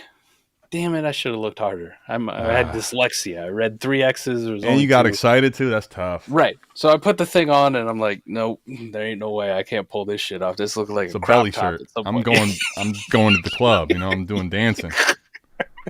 So anyways, I like fucking so dejected about the shirt, but I'm also a pain in the ass. Like I don't like to admit defeat. So I didn't take it back to the fucking store and get a refund or swap it out for a 3X. I'm like, fuck it, I'm just gonna own it. So that shirt. I want that shirt so bad. I'm gonna get to it one day. I love that. That shirt's been in my closet for fucking 6 years at this point, Adam, and I've refused to get rid of it, and it's never been worn. Listen, it was the Devontae Parker thing, right? Like, it's gonna happen. So, anyways, I go on Friday, and it catches my eye, and I'm like, maybe, fuck it, right? Why not? You know what? Call me crazy. I'm gonna call Jerry. I'm gonna call Jerry. Maybe I can get Dak. Maybe. Let's fuck around and find out. I put the fucking shirt on, right? I put the shirt on, and I'm standing there in front of the mirror, like, motherfucker. It's never fit before, so I don't know. Does it fit? I think it fits. I think it fits. So I snap like a selfie and I send it to my fucking friend and I'm like, dude, you went total high school girl on this. I love this. I literally asked the question that your wife would ask. Does this make me look fat? Is this too tight? And no, my buddy who hasn't seen me in a while sends immediate message back. Jesus Christ, are you losing weight? I was like, yeah. And he goes, no, that shirt looks fucking dope. Like, I'm not being, no Diddy here. Dude, how about this, too? Like, you want to play 4D chess with inflation coming, Mike? What a big win. You got a new shirt that you've been waiting for, ready to go. This is what I'm saying, and they can't even get that at the store now. This is exclusive. So I go through all that, right? We got Fizz's show on Friday night. You cannot fucking tell me nothing. Well, that's just in general. But trust me, when I tell you this has gone up a notch, we are at J-Day Malik Neighbors to the moon territory. Dude, right I had that strut. I had a different walk, a little pep in my step. So yeah, that's how it's going. Is I put on. You want to tell me about history? I made the history. I'm him. Look at this motherfucker. Mike's gonna. Yeah, you know what? This is a good show. You should be happy for it. But trust me, you don't want to miss Friday. That's just I'll tell you that. We caught up on that one too. Dude, that's pretty awesome. Love to hear that. Speaking of which, listen. There's some nice things coming soon with the draft. Okay, you may not like some of the top end options. Fine. Okay, I still am gonna show up. All right, I'm a Browns fan. There's nothing you can do to me that says no, I'm not gonna do it. I'm excited for the 25 draft. Yeah. We're gonna have some pretty sweet things to give away, and with our sponsor. But Mike, we're also bringing some. We're gonna do some breaks. We're gonna do some box breaks. We're gonna get our minds wired to be wanting to go back for more Eagles gear. Oh, yeah. You know? You're going to get the targeted emails. that really make you do things that might not be financially responsible. Well, here's the thing. God damn, do they look good. Here's the thing. When you have an OnlyFans, the money will come back, right? It may take a little bit of time. You know, you might have to pay it all in 1 year like Deshaun Watson, but it'll be okay. What I love about it is that feeling of playing that game, right? Buying one of them spots in the box breaks, one of the 8, you know, and just dropping like $50. You know what I mean? Just being like, I'm going to put 50 on it. Yep. I probably ain't winning shit. But it's dude, it's like if you go and you gamble with the idea it's already gone. Like, fucking I hit? Oh, wait. Dude, this could be special. We're going again. I think we turned Eric into a monster when I put him onto that, man. Oh, He's trust always me. sending me cool shit. Listen, I was telling him on the show today. I have all my jerseys next to me. Now, some of you may think like, dude, that's kind of ridiculous. I'm just going to tell you the truth. I've been getting pushed out of every corner in my house. I don't have anywhere else to put things. So I have these things here. Eric got up from the podcast twice, Mike, just to go show me gear. Some of these things that he won. And I'll tell you the one which this is where people don't understand about the casinos, right? If you gamble, what you actually don't, the casinos don't want to do your first time out is you just get destroyed. Now you set it up like, oh, that's terrible. Why would I ever go do that again? Eric had a box break from the AFC South, and he says literally to like in his head he's thinking, "Fucking AFC South! Like, there's nothing coming here. There's nothing good that could come from this." And they fucking go deep to give him the absolute handy that you couldn't even have thought of, buddy. Eddie George signed like Ohio State throwback. Oh. Yep. They thread the needle. You're never leaving. You're a lifer now. Like you're stuck. So far, he's got his first one when I first got him in it, and they must have known, and the gods smiled upon him because he hit a Ricky Pearsall mini helmet his very first time. I'm like, see the blue shirt, but not as long. And now you're paid off, right? Then he sent me the Eddie George one with a lot of on his fuck yeah, a lot of exclamation points. It was a little bit animated. I could feel the energy. A little animated. And then he just hit me up. Just hit me up last week. Walter Jones, remember that great dude? Yeah, Seahawks left tackle. He was showing me, and it's pretty sweet. Yeah. Listen, if that's if that's the of your collection, you know, stepchild, if you will. Who am I to judge? Puka Nacua, Jerome Bettis, Tyreek Hill, Drew Bledsoe, Chad Ochocinco. That JSN guy over there, you know. JSN, you know, signed Mike Tyson punch-out poster, and can't forget Brees Hall. Well, don't forget, Mike, we're going to have a whole slew of things that are probably going to have to find room over there in that basement after this draft stream. You know? Let's hope so. So make sure you're checking that out. Signed shit. Go check out Signed shit. The box breaks, to Mike's point, it's really cool if you have listen, if you're just wanting to fuck around and find out, $50, get in. You kind of have that mentality like, all right, I wasn't supposed to win anyway. But if I do hit, Mike, this whole night could change. It could. I'm looking at some of this shit that they got up right now. Jesus. I'll tell you what, Trip Crown, I will go ahead and tell you that at this point, I can't, as much as I would like to, I can't really sign off, and I don't have that authority, okay? It's a 50-50 deal. But I will say I will strongly advocate for, that type of opportunity for you. And listen, I think Mike's in a position where he's ready to roll. I mean, it's not like you're training somebody doesn't know what he's doing. The guy's he's in the light blue shirt, for God's sakes. I mean, people laughed at that. That was a joke. People thought he was crazy. He says he's chasing Devontae Parker's 5th-year breakout. They got their. That's actually crazy that it actually didn't like. What would have sucked is if that shirt got lost somehow in the all that time, you know. They got their diamond break right now. This is disgusting. Diamond break too. Yeah. Just don't tell me diamond break. That sounds risky. So full size, Minnesota Vikings, lunar alternate. So the all white Minnesota Vikings helmet. No. It has a fluorescent looking visor. It's got a purple visor, purple face mask, signed presidential tint. Signed by J Jets. Oh, okay. Well, it was 1 or 2, and I was worried that it was going to be McCarthy, but J Jets actually still, I think, trumps for the record. But yeah, it does. Can you imagine that sitting behind me tonight with that fucking visor on? And key lights bouncing off that purple. God damn. I mean, listen, you had me probably at the Lunar, to be honest with you. And you definitely had me at Diamond. But you start talking presidential tints and the reflections, and I'm a sucker, man. I'm in. I'm just going to, I'll cave. I wasn't even the biggest JJ guy, right? To Mike, I paled in comparison. Mike probably looked at me throughout parts of last offseason like, God, you're so soft. You just quit on me, like.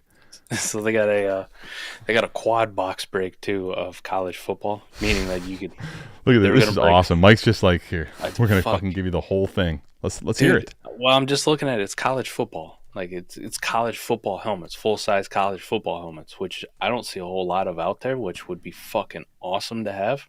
Like some little college football, yeah. How about Tom Brady, Michigan helmet, Saquon Barkley, Penn State, Adrian Peterson, Oklahoma. I'm sorry. What? My brain doesn't know how to compute this. I don't know how to handle this. Jerome Bettis from Notre Dame. Bo Nix, if you're into Bo Nix from Jerome Bettis from Notre Dame. I really despise Notre Dame, but I could get behind that one, honestly. Now listen to these ones. Okay. Terrell Davis, Georgia. That's sick. Lawrence Taylor. No. AJ Brown, Eddie George, Mike Evans. And your consolation prizes, the ones that don't get bold: Sauce Gardner, Jalen Carter, DeAndre Hopkins, Zach Thomas, and Ricky Williams. Dude, Hopkins college actually kind of sick. That would be Clemson? Yeah. Yeah. Yep. Yeah, I can get behind that. All right. I'm fucking... Damn it. Now I'm literally typing in the website. I'm getting ready to do things. Mike was just telling me he's going to tell me something on the show because he was yelling at me about a certain expense about a month before the draft here. Now I'm going to look at signed shit. Damn it. Adam, it is about that time in the night where my bladder says, fuck you. Well, hold on. We were just talking diamond breaks. I mean, I'm sorry. Can I pee and buy a diamond break? You can. You deserve a diamond break. I'll tell you what. Feeling good. Hydrated on H2O. Were you? Okay. Might fuck around, do a nice facial in the morning. I like that. Well, if you do check out Science Shit, we do get a little. Don't make us out to be saints just yet. After someone does have to buy all the lap dances for the big guy. Feels I wish that wasn't true. Feels so good when he chokes. He's joking. We love you. He's not joking. Holy shirts and pants. It's holy shit. We don't have to, bleep it out. It's holy shit here. Hey, check by the way, that Savage here though. Definitely. We had a good time, man. We got the last few film sessions coming up here. It's weird to say. God. Draft's going to be here soon. But check it out. Patreon's always popping. Discord's always popping. Savage tier. That's where it's at. Savage tier. But Adam, we're going to lock it in. Next week, we bring back the trade show. Damn it, buddy. Why didn't you say so? Lock it in. Next week. It's coming back. Next Saturday. Back at it. You don't know how excited it makes me to hear you say that, man. I almost nunchucked you. It was 3 months. We're 3.5 months. The rookie draft is almost here. I will say, Mike, the crazy part where it's really hurtful is far worse. As the other end is people don't want to trade with me. What I'm getting, I'm not even mad about the disrespectful offers. Out. I'm okay with it, but I can't do anything right. But one thing I can do right, not that much. I try to keep the volume down.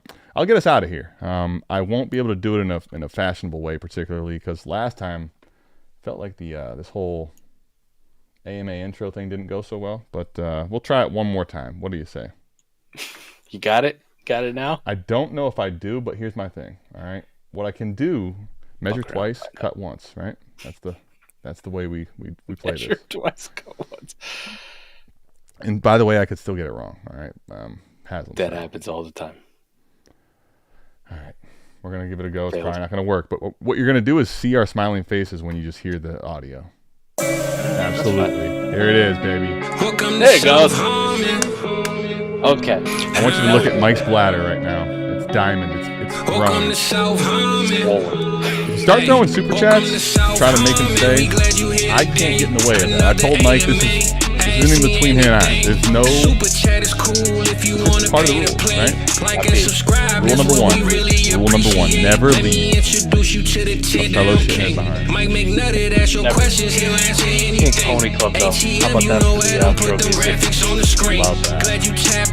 I love what people saying I got the graphics on the screen. Everything is posted. Go follow the socials. South Harmon FF tag and shit, we get noticed. Welcome to South Harmon. We'll be back next week with a trade show and AMA. It's starting to feel right. Yep. Spring is here. It has sprung. Spring is sprung. Love you. Love y'all. Welcome to South Harmon.